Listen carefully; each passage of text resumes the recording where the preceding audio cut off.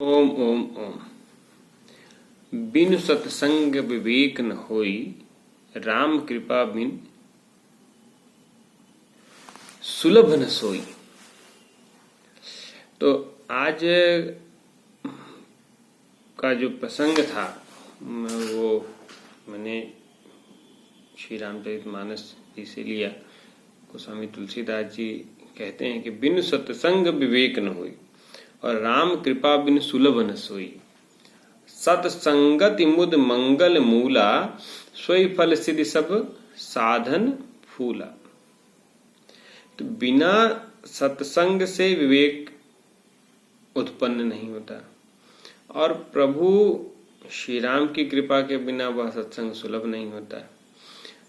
यहाँ तात्पर्य मेरा कहने का यह है कि जब हम कहते हैं कि हमको परम लाभ प्राप्त करना, तो परम लाभ प्राप्त करने के लिए आपके पास पुण्य होना आवश्यक है। पुण्य होगा कैसे? जब आप सत्संग में जाएंगे, जब आप ईश्वर की कृपा, माता जी की कृपा, भगवान कृष्ण की, जिस भी ईश्वर को आराधते हैं आप, जब उसकी कृपा होगी तो आपको सत्संग मिलेगा और सत्संग जब मिलेगा तभी विवेक का उत्पन्न होना शुरू होगा आपके हृदय में। तो आगे तुलसीदास जी लिखते हैं, सठ सुधरई सत्संगति पाई। सठ यानी कि जो दुष्ट भी सुधर जाता है अगर उसको सही संगत मिलती है। पारस परस कुधात सुहाई, कि कोई भी कुधातु यानी कोई भी ऐसी धातु है जो किसी भी लोहा लकड़ कोई भी धातु है, जब पारस पत्थर का स्पर्श होता है तो वो भी स्वर्ण बन जाती है। तो हमारे शास्त्रों में ये वर्णित है कि हम अपेक्षित सुधार ला सकते हैं अपने जीवन में, हमको संगत सुधारनी होगी। व्यक्ति कोई जन्म से बुरा नहीं होता है, हमको संगत सुधारनी है। तो हमको यदि हम देखें अपने जीवन काल में कि हमको किस पर फोकस करना है, हमको अगर उत्तम बनना है तो हमको अपने आसपास ऐसे लोगों को रखना होगा जो हमारी आत्मोन्नति में मदद कर सकें।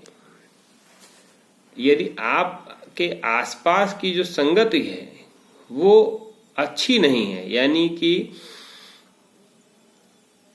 आपके इर्द गिर्द जो लोग हैं उसमें से कोई ना कोई ऐसा व्यक्ति जरूर अपने पास में रखिए जो निस्वार्थ भाव रखता हो आपके प्रति, जो जीवन में ईश्वर की महत्ता, ज्ञान की बातें करता हो। क्योंकि यदि सत्संगति होगी तो आपकी मुक्ति अवश्य है। तो सत्संगति का बड़ा महत्व बताया है। आगे तुलसीदास जी कहते हैं कि संत सरल चित जगत हित, जानि स्वभाव स्नेह, बाल विनय सुनि कृपा करि, राम चरण रति देह। तो संतों का स्वभाव सरल चित्त होता है, जगत के हितकारी होता है, जगत के हितैषी होते हैं संत, और मेरा पराया से परे होते हैं।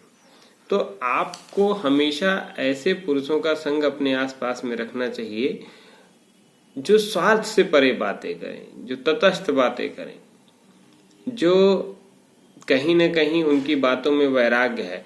क्योंकि यदि आप सांसारिक मोह माया से घिरे हैं तो आपको एक ऐसा मित्र अवश्य रखना चाहिए जो आपको इनसे ऊपर ले जाने की कोशिश करे, और वो तभी संभव है जब आप उस पर अपनी बात नहीं थोपेंगे। क्योंकि जब हम एक संत पुरुष को, एक सज्जन को, एक सत्संग करने वाले व्यक्ति को जब हम सीख देने लगते हैं सही गलत की, तो वास्तविकता में वो आपको से सत्संग करना छोड़ देता है, जिसमें आपका ही परम हानि है। तो सत्संग से ही ज्ञान संभव है और सत्संग ईश्वर की कृपा से मिलता है। तो ये सब आपस में जो मिला हुआ है वो मूल क्या है कि ईश्वर की कृपा क्यों, हमको ईश्वर की शरण में क्यों जाना चाहिए? क्योंकि ईश्वर की शरण में जाने से ही सत्संग आपको मिलेगा और सत्संग से ही आपका मुक्ति। सत्संगति का प्रभाव बहुत सुंदर शब्दों में तुलसीदास जी ने वर्णन किया है कि हानि कुसंग सुसंगति लाहू लोक वेद विदित सब काहू गगन चढ़े रज पवन प्रसंगा कीचे मिले नीच जल संगा।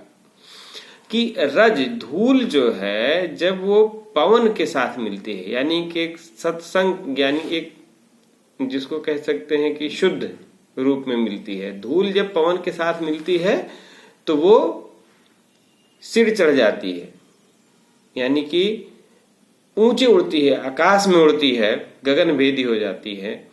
और वही धूल जब कीचड़ में मिलती है तो क्या कीच बना देती है। यानी कि वो धूल जो है जिसपे हम रज बोलते हैं, जिसको हम महत्व नहीं देते हैं, वो भी अच्छी संगति पाके मीलों सफर कर सकती है। और वही धूल कीचड़ के साथ मिलके कीच बना देती है, यानी कि निम्नगामी जल जो गंदा जल है उसके साथ मिलके कीचड़ बनाती, जिसमें कोई पैर नहीं रखना चाहता है। या वही धूल जब मथुरा तक उड़ के पहुंचती है तो उसको लोग माथे लगाते हैं। वही धूल जब अयोध्या की होती है तो लोग माथे लगाते हैं। और वही धूल जो कचरे की होती है, कचरे के साथ जा मिलती है तो लोग उसको झाड़ते हैं। तो मतलब कहने का सत्संगत का बड़ा पुण्य है, बड़ा प्रभाव है। एक तोता आप घर में पालते हैं और रोज वेद पाठ करते हैं तो वो तोता वेद पाठी हो जाता है। और वही तोता जब एक कुसंगी के घर होता है तो वो तोता राम राम रटने के बजाय गिन गिन के गालियां देना शुरू कर देता है। तो कहीं ना कहीं सत्संगत का बड़ा महत्व है और हमको अपने साथ सत्संगति वाले लोगों को रखना चाहिए और सत्संगति वाले लोगों के साथ ही रहना चाहिए।